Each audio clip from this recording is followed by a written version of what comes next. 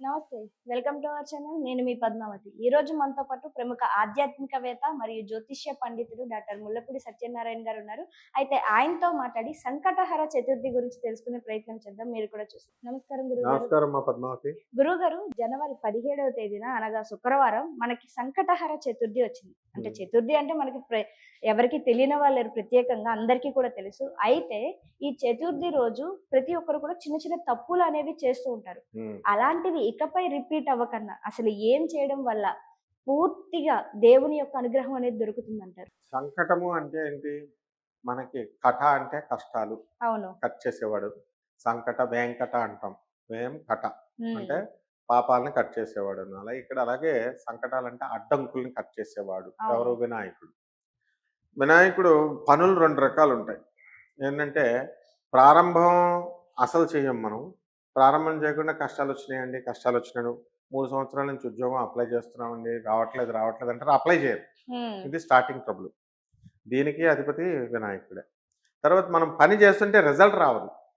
అది కూడా పని కష్టాలొస్తున్నాయండి, అడ్డంకులొస్తున్నాయండి అంటాం. ఇవన్నీ కూడా ఈ కేటగరీ ఇవన్నీ కూడా వచ్చేటటువంటి అడ్డంకులన్నిటిని కూడా వినాయకుడు అధిపతి. హ్మ్. కాబట్టి ఈ యొక్క సంకష్ట హరాలు హరించేటటువంటి వాడు. కష్టాలను ఎక్కువ, అడ్డంకులను ఎక్కువ హరించేటటువంటి పండుగని ఈ పా సంకటహర చతుర్థి అంటాం.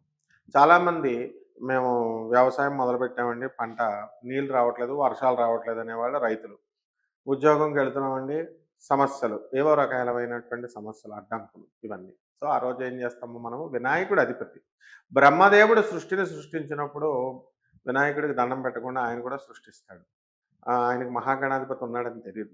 అప్పుడు సృష్టిలో కొత్త కొత్త ప్రాబ్లమ్స్ ఎదురవుతున్నాయి ఆయనకి. అప్పుడు అర్థం గాక అప్పుడు ఈ యొక్క సంకటహర చతుర్థి వ్రతాన్ని చేస్తాడాయన. చేస్తే అప్పుడు ఆయనకి మహాగణాధిపతి ప్రసన్నమయ్యి ఏ రకంగా సృష్టి చేయాలి ఇవన్నీ కూడా ఆయన తెలియజేస్తాడు.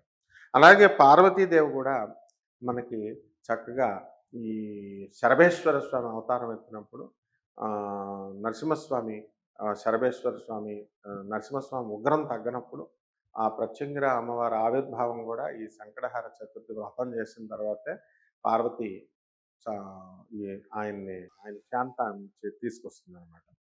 ఈ విధంగా విద్యార్థులంతా గూడా చదువుల్లో అడ్డంకులు, మార్కులు రావట్లేదు, చదివితే గుర్తుండట్లేదు. ఇలాంటి బ్యాచ్ అంతా కూడా సంకటహర చతుర్థి చేసుకోవాలి. హ్మ్. వ్యాపారం చేస్తున్నామండి, లాభాలు లేవండి అనే బ్యాచ్.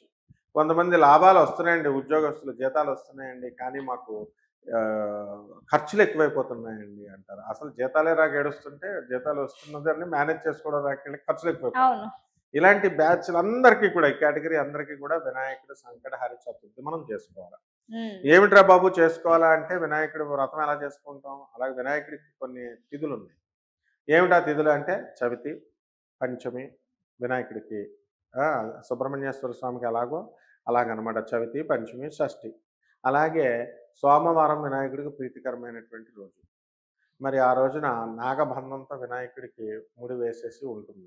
అవును. కాబట్టే మనము చవితి చేసుకుంటాం, పంచమి చేసుకుంటాం, షష్ఠి చేసుకుంటాం, ఆదివారం చేసుకుంటాం, మంగళవారం చేసుకుంటాం.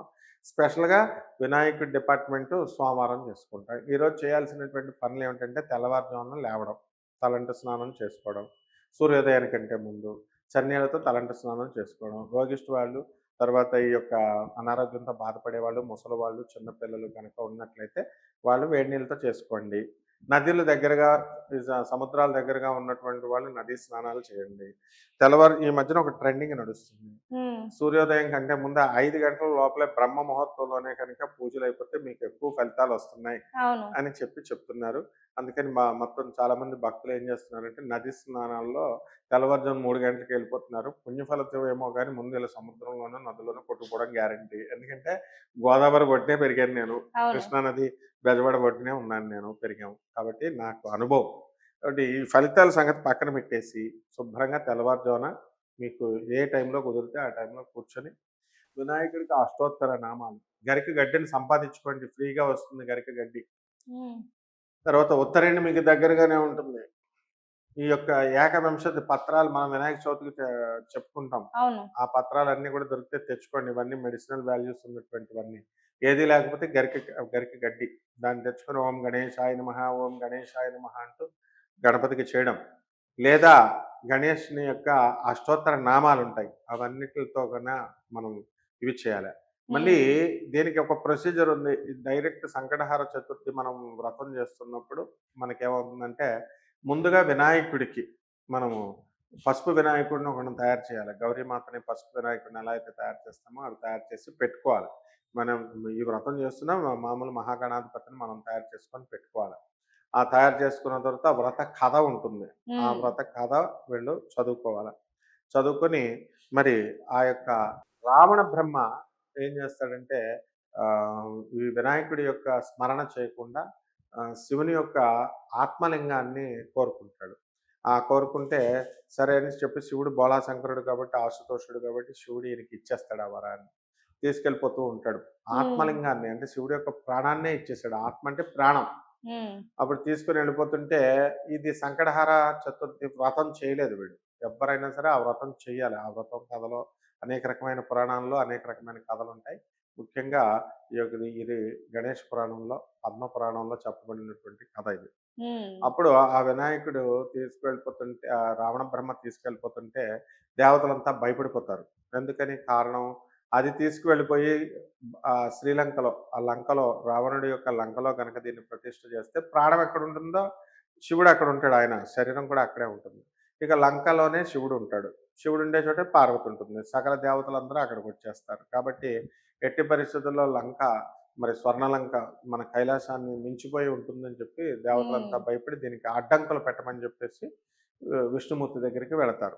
ఉమ్, విష్ణుమూర్తి దగ్గరికి వెళ్ళినప్పుడు విష్ణుమూర్తి ఏం చెప్తాడు, చిన్నపిల్లాడు కదా వినాయకుడు, వినాయకుడా నీకు పూజ చేశాడా ఆయన అని అడుగుతాడు. వినాయకుడు మేనమామ ఆయన. చేశాడంటే చేయలేదంటాడు.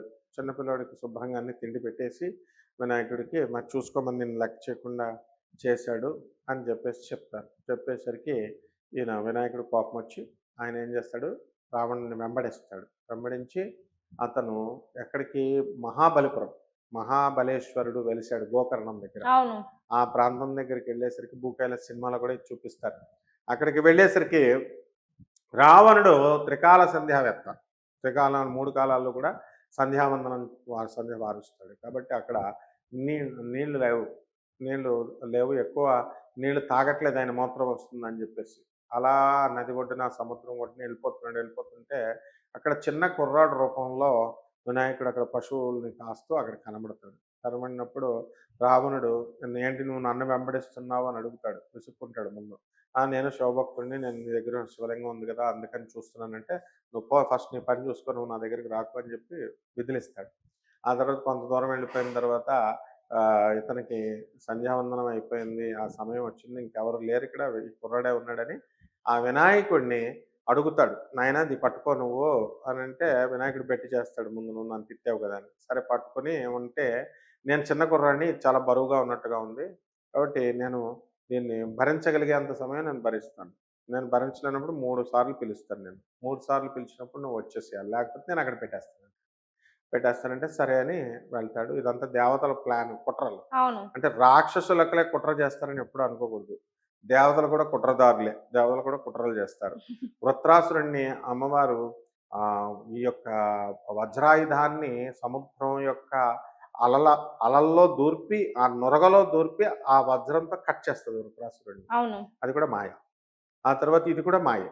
అందువలన అలా వెళ్ళేసరికి అప్పుడు ఈయనేం చేస్తాడు 3 సార్లు పిలుస్తాడు. 3 సార్లు మూత్రానికి వెళ్తాడు మనవాడు. సంధ్యావందనం చెయ్యాలి మూత్రం చేశాను కాబట్టి అని వెళ్ళి సముద్రంలో స్నానం చేసి సంధ్యావందనం చేస్తాడు. 3 సార్లు పిలుస్తాడు. రాడు ఆడ పెట్టేస్తాడు.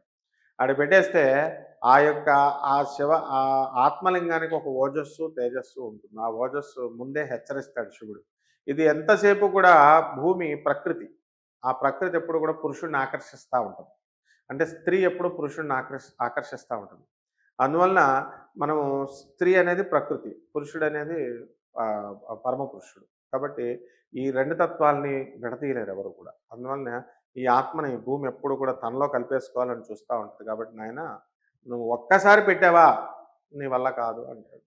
అందువలన ఆయన అక్కడ పెట్టేసిన తర్వాత ఇంకా శివలింగాన్ని అంతసేపు పెకిలించినా అది తెగలదు. రాదు. హ్మ్. ముక్కలైపోద్ది. ఒకటి మురుద్వారని అక్కడే కర్ణాటకలో గోవా క్షేత్రానికి దగ్గరలో అవును. గోకర్ణం దగ్గర మురుద్వారం ఉంటుంది. అది ప్రపంచంలో ఏషియాలో గల పెద్ద టవర్ అక్కడ కట్టారు. సముద్ర అలలు కూడా బ్రహ్మాండంగా వస్తాయి అక్కడ. హ్మ్. కాబట్టి ఈ రకంగా ఈ యొక్క గణపతిని అతనేం చేస్తాడు, ఎంత పని చేశావురా అని ఇలా కొడతాడు.